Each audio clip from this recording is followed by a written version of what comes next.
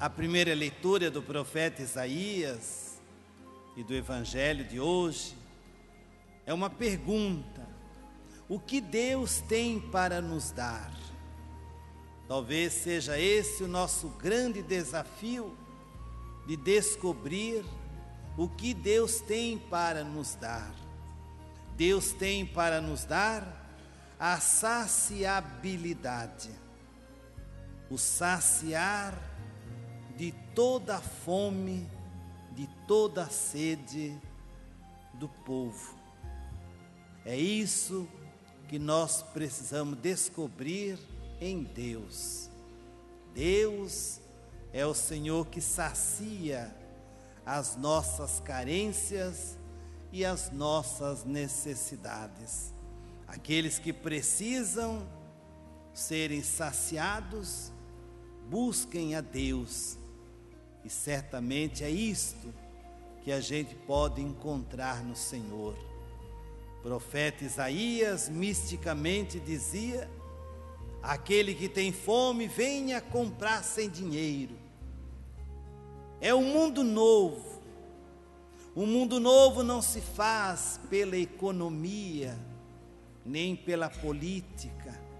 O mundo novo se faz pela multiplicação, pela solidariedade, pela partilha. Este é um mundo novo que o Senhor pode nos dar e que o Senhor tem para nos dar. Por isso que comprar sem dinheiro seria a coisa mais interessante de uma vida humana.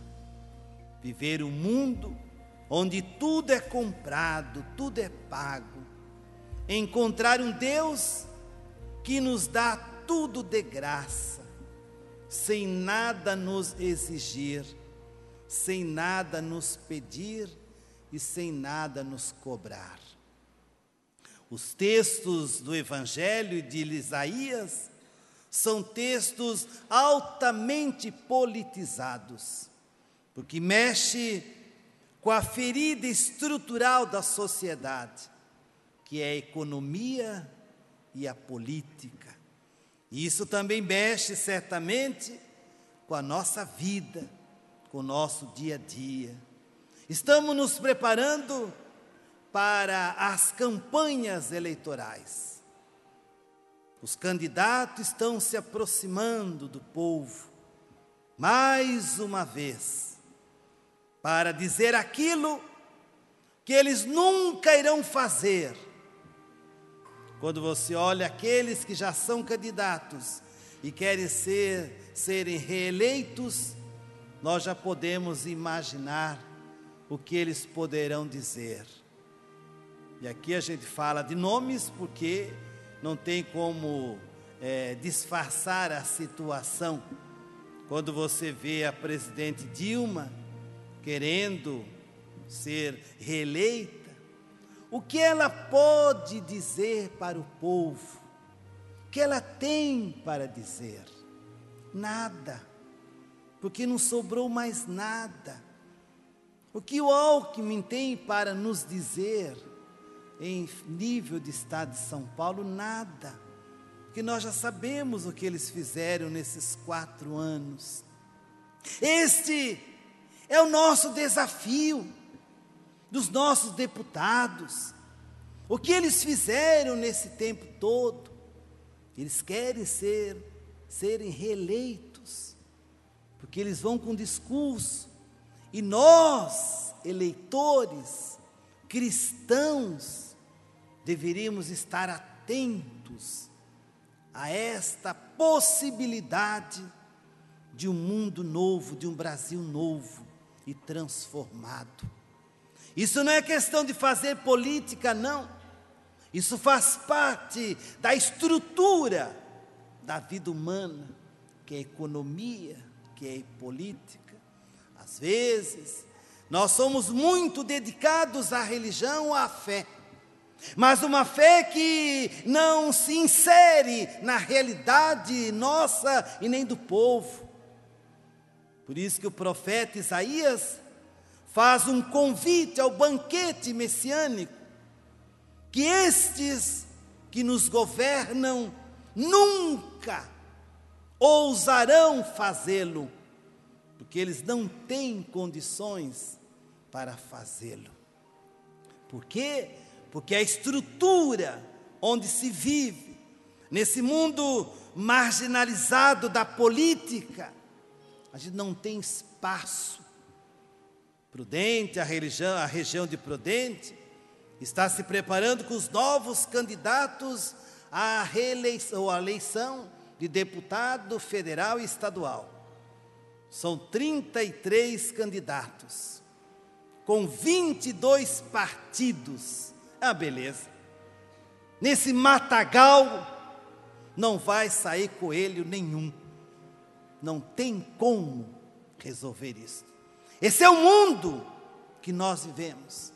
Mas esse também não é o mundo do profeta Isaías, nem o mundo que Jesus estava propondo para o seu povo. Isaías estava saindo do exílio. Isso estava por volta do ano 538.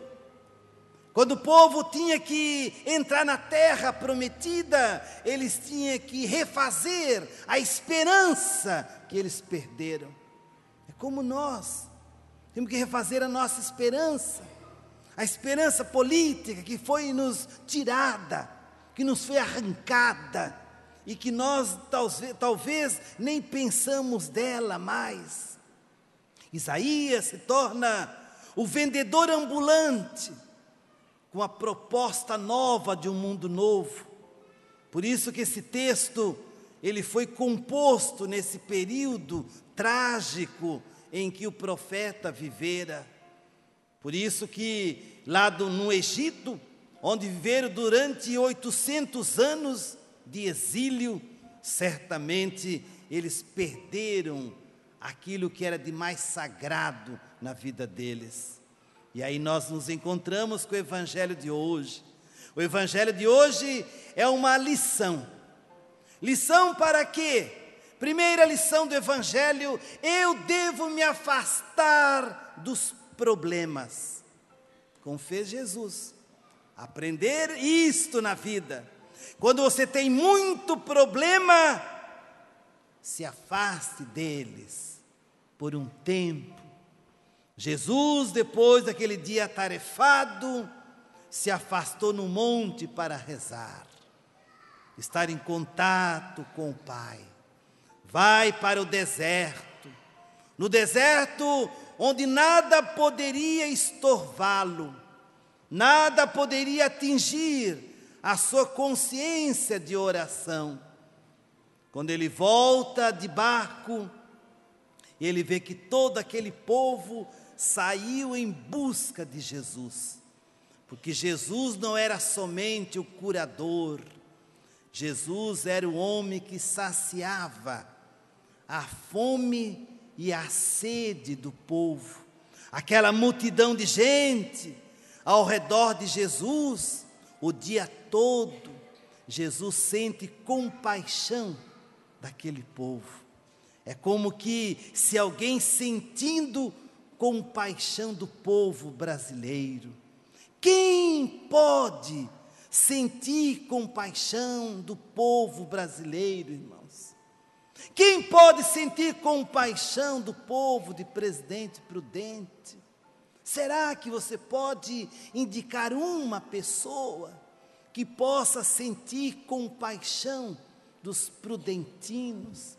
Este é o nosso desafio. E não é igual aquela placa, aquele banner que está aqui em frente à igreja, não. Que a prefeitura certamente colocou, não sei se você já observou. A prefeitura não precisa fazer propaganda com o nosso dinheiro, com os nossos impostos.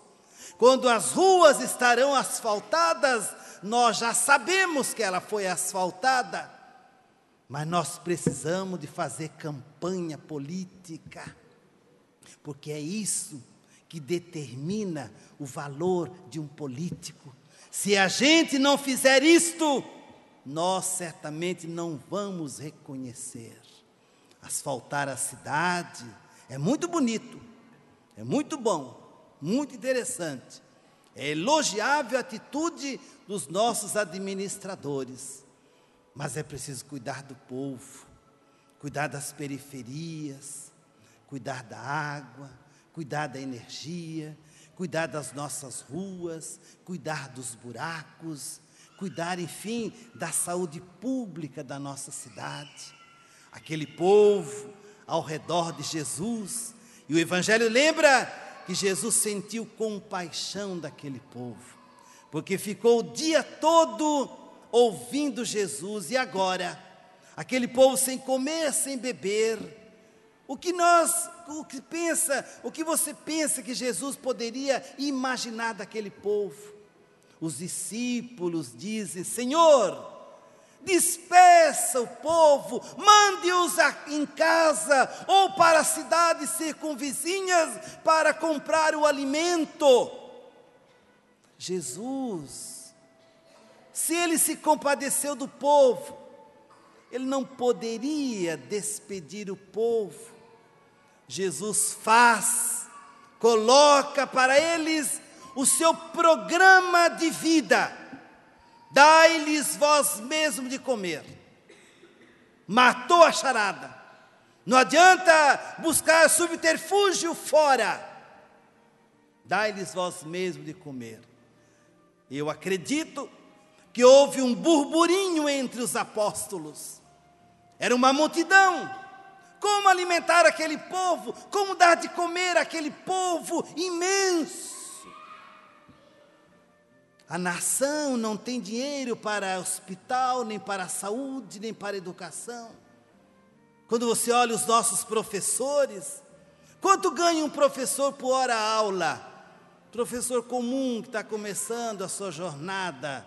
Alguém sabe me dizer? Alguém sabe? Não tem nenhum professor aqui? Professor lascado, não tem nenhum? Ou são todos professores já vitoriosos? Seus 12, 14 reais por hora. Agora você pega o salário de um professor que enfrenta a sua jornada dificílima, de segunda a segunda, e você pega o salário de um deputado, o que ele ganha, você começa a fazer a comparação, e você começa a imaginar, se alguém tem importância, será que a educação não deveria ter mais importância do que os nossos deputados? Você que está aqui na Assembleia, quantas coisas você conhece que os nossos deputados fizeram para a nossa região?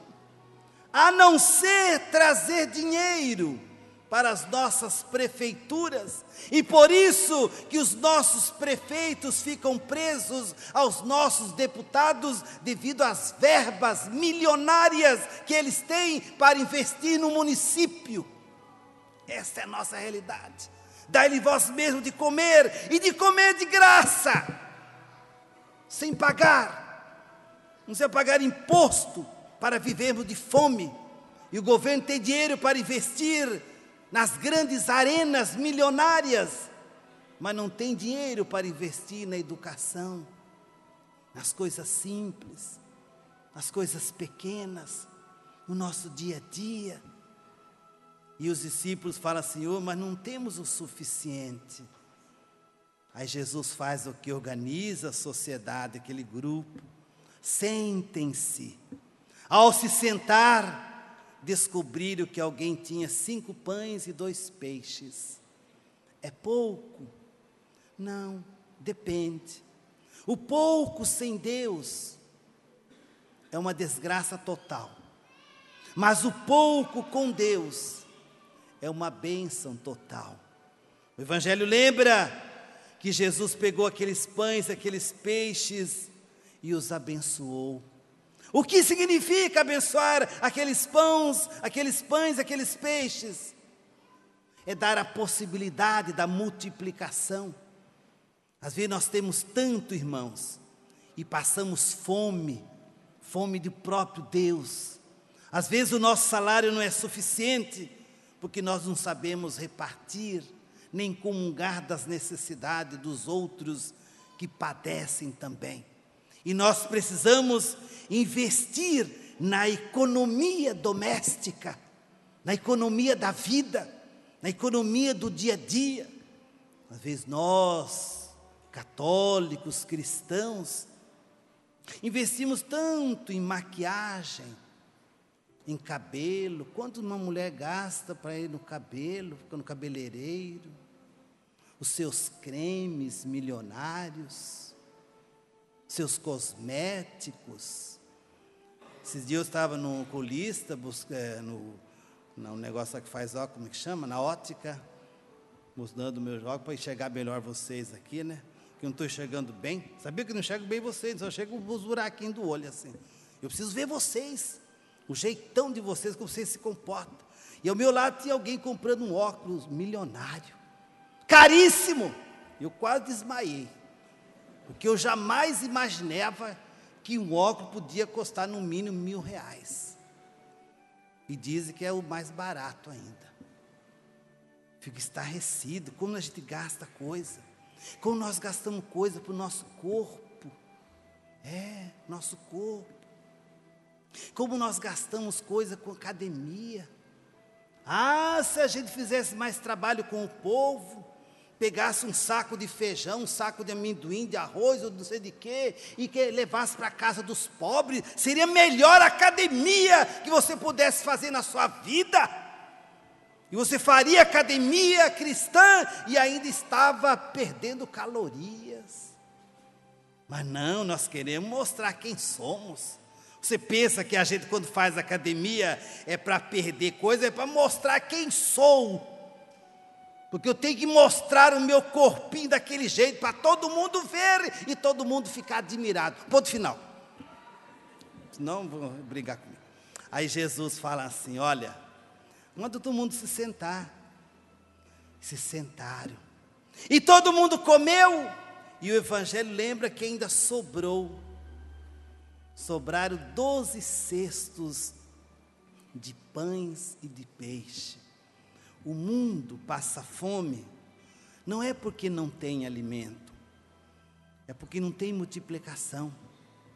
Nós passamos dificuldades na vida, não é porque não temos oportunidade, é porque não sabemos aproveitar das oportunidades. Às vezes você vem na igreja, irmãos, e a palavra de Deus não diz nada para você. Aí você volta para casa do mesmo jeitinho que entrou na igreja. E a palavra de Deus não transformou a sua vida, não abriu os seus horizontes, não lhe deu perspectiva, não mostrou que é preciso encontrar um novo caminho para a sua vida. Às vezes na nossa família não vai bem, por quê? Porque não há organização na vida familiar. É preciso juntar o pai e a mãe, e ambos com os filhos, e conversar sobre a economia da casa. Como estão os nossos gastos? Em quem nós gastamos? Como nós vamos economizar? Como nós vamos trabalhar mais? Como nós vamos construir bem a nossa família? E não só isto, investir também na fé, na religião. Juntar o pai e a mãe e os filhos, e para vir à igreja, estar juntos na igreja, reconstruir essa família que está perdida e desorientada. Isso é preciso o quê? Organização. E Jesus soube fazer isto. Jesus organizou o povo e deu aquele pouquinho, mas era um pouquinho abençoado. E quando o pouquinho que nós temos abençoado, ainda dá e ainda sobra.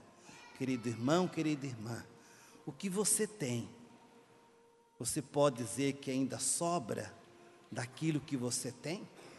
Ou na sua vida é somente uma vida de falta tudo e nunca sobra nada? Esse é o desafio do Evangelho. Deus tem para nós o que tantas vezes nós não aprendemos com Ele. Deus tem a saciabilidade, e Deus quer saciar a minha fome e a minha sede. Creio em Deus.